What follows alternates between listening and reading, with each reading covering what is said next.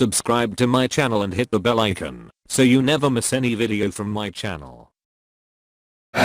معراج اب جناب ختمی مرتبت اب ہمارے بھائیوں نے ایک روایت نقل کر دی ہے جس کی وجہ سے وہ ضد میں آ جاتے ہیں کہ نہیں رسول خدا جو ہیں وہ ان کی معراج اس طرح سے ہوئی، اور وہ راوی جو ہیں اس کی وہ ایک ام المومنین ہے، نام نہیں لوں گا، تو کہتے ہیں کہ ان ام المومنین نے کہا کہ نہیں رسول خدا کی معراج جسمانی نہیں تھی، بس جو دروازے پہ زنجیر تھی وہ ہل رہی تھی، پانی جو وضو کے لیے کھڑے ہوئے تھے تہجد پڑھنے کے لیے وہ بہہ رہا تھا، بستر بھی گرم تھا، گئے اور واپس آ گئے تو کہا مجھے معراج ہو گئی ہے، پتہ نہیں توجہ ہے یا نہیں۔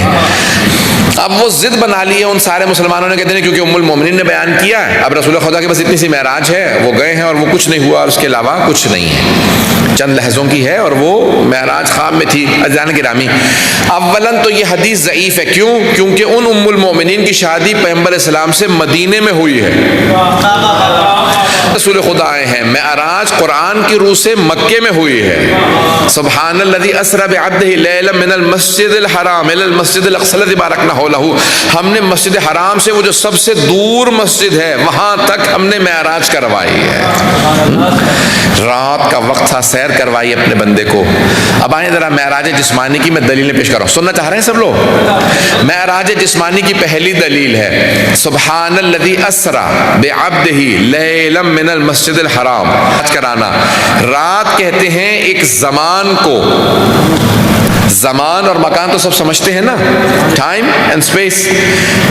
اللہ نے لفظ استعمال کیا سبحان الذی اسری بعبدہ لیلا، رات کے وقت معراج کرائی، رات کے وقت معراج کروائی۔ یہ رات کا سفر جسم سے متعلق ہوتا ہے کیونکہ زمان کا تعلق ہی جسم سے ہے۔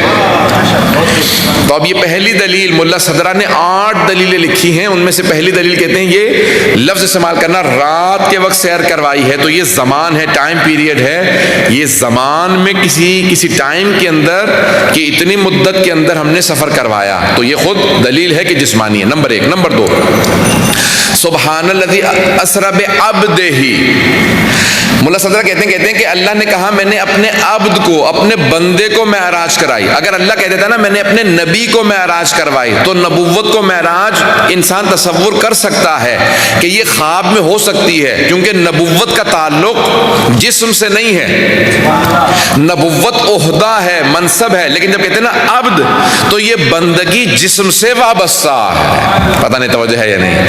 فلسفے کی روح سے دیکھیں، میرا ایک مثال کے طور پہ آپ کہتے ہیں کہ عالم دین ہیں، میں ایک معلم ہوں، ٹیچر ہوں، یہ کوئی بھی ٹیچر کہاں ہے؟ معلم کہاں ہے؟ عالم دین کہاں ہے؟ یہ باہر نہیں ہے، یہ ساری کی ساری مجھ علی رضا رضوی سے وابستہ ہیں، اگر میں نہ ہوں تو آپ ان چیزوں کو نہیں سمجھ سکتے، پتہ نہیں توجہ ہے یا نہیں؟ لیکن یہ ساری چیزیں اگر سمجھ میں آتی ہیں تو میری وجہ سے سمجھ میں آتی ہیں کہ اگر ٹیچر ہے تو یہ ہے، تو انسان سے وابستہ اس کے عہدے ہوتے ہیں، لیکن عبدیت کا تعلق، بندگی کا تعلق جسم سے ہے۔ اب میں فلسفے کی پوری بحث ہے یہاں پہ پیش کر رہا ہوں، تو عبدیت کا تعلق جسم سے ہے۔ عبد کو اللہ سبحانہ وتعالیٰ نے کہا میں نے اپنے عبد کو سیر کروائی، رات کے وقت سیر کروائی، تو سیر کروانا عبد سے متعلق ہے، رات سے متعلق ہے، دونوں جسم پہ دلالت کرتی ہیں۔ آئیں ذرا ایک اور دلیل پیش کر دیتا ہوں، پتہ نہیں کس حد تک لوگ میرے ساتھ چل رہے ہیں۔ سبحان الذی اسری بعبدہ لیلا من المسجد الحرام الی المسجد، من اور الی، اب یہ 2 اور دلیلیں ہیں۔ جب بھی کہا جاتا ہے نا عربی میں من ابتدائی غایت کے لیے آتا ہے، الی انتہائی غایت کے لیے آتا ہے، من فرام اینڈ الی ٹو۔ جب بھی آپ کہتے ہیں نا میں نے اپنے کہا کہ میں اپنے گھر سے یہاں پہ آیا ہوں، فرام اینڈ ٹو، تو عزیزان گرامی کوئی نہ کوئی ابتدائی غایت ہے، کوئی نہ کوئی انتہائی غایت ہے، must be a point of beginning and a point of end، کوئی شروع اور کوئی آخر کی جگہ ہے۔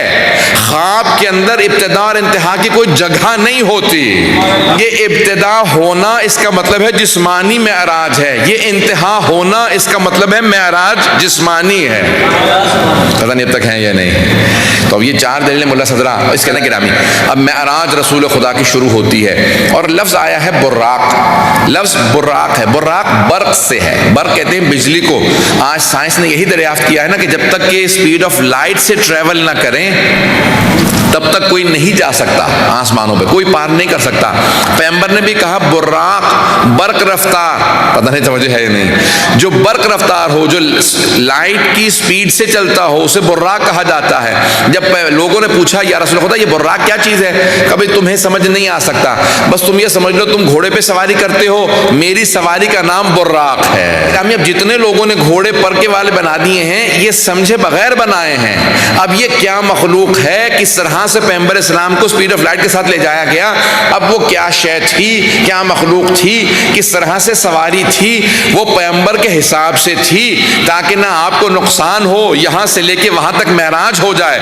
آج تک یہ حل ہی نہیں ہو سکا کہ براق ہے کیا اور سفر معراج کیا ہے۔ اس کو اگر کوئی سمجھا ہوتا تو سب لوگوں نے گھوڑا بنا دیا، اس کے پر لگا دی اور کہا کہ یہ رسول خدا کی سواری ہے، اس کا نام براق ہے۔ براق برق سے ہے، برق کہتے ہیں بجلی کو، لائٹ کو۔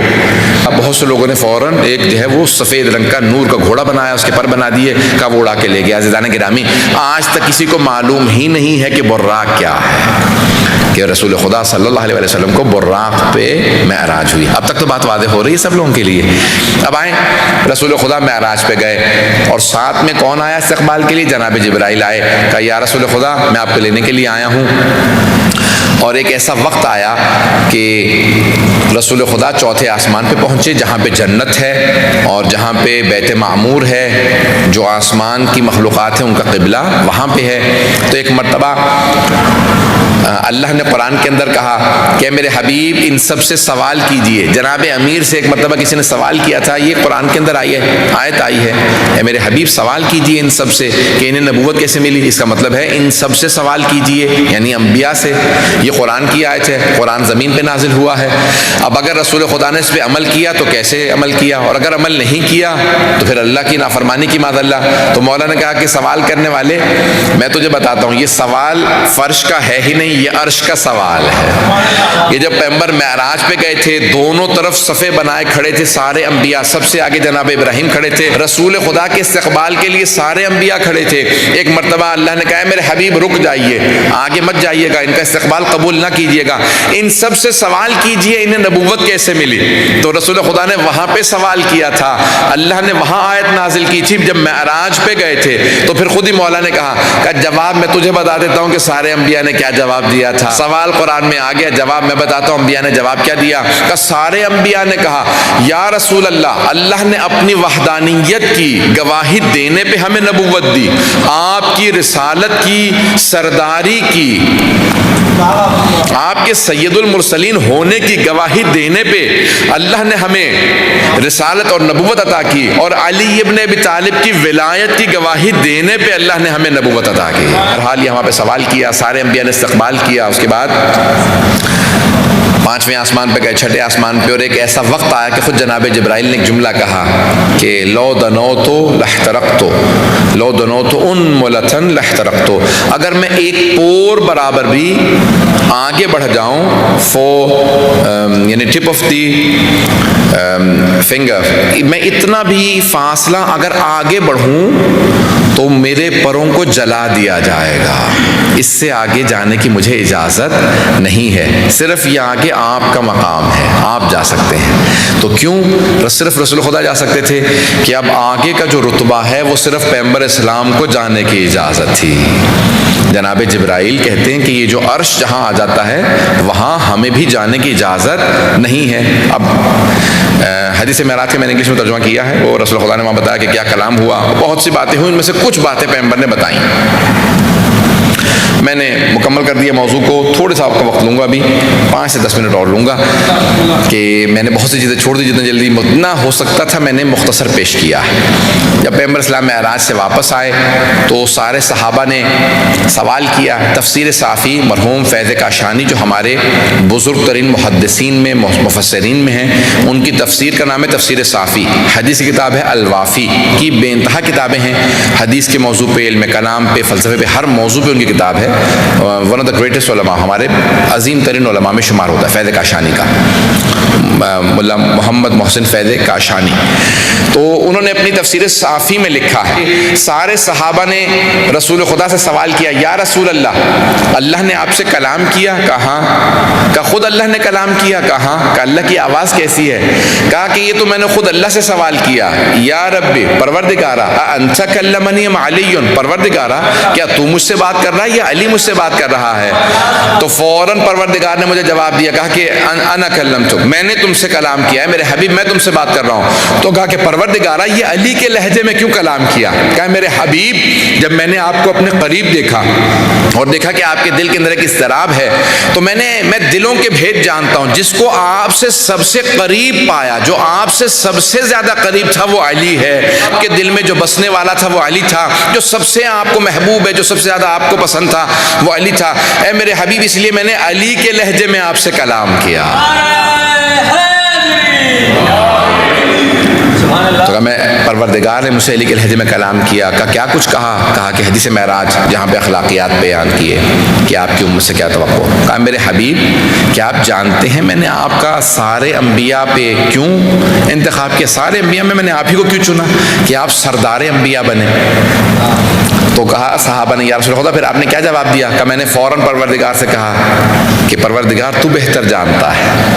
دیکھیں کتنا پیارا انداز ہے، یہ نہیں کہتے کہ ہاں میں جانتا ہوں تو نے میرا انتخاب کیا، یہ نہیں کہتے کہ ہاں میں جانتا ہوں، کہا نہیں پروردگار تو بہتر جانتا ہے۔ عزیزان گرامی جب انسان کسی باعظمت کی بارگاہ میں ہو تو بڑائی پیش نہیں کرنی چاہیے بلکہ اپنے آپ کو چھوٹے انداز سے پیش کرنا چاہیے۔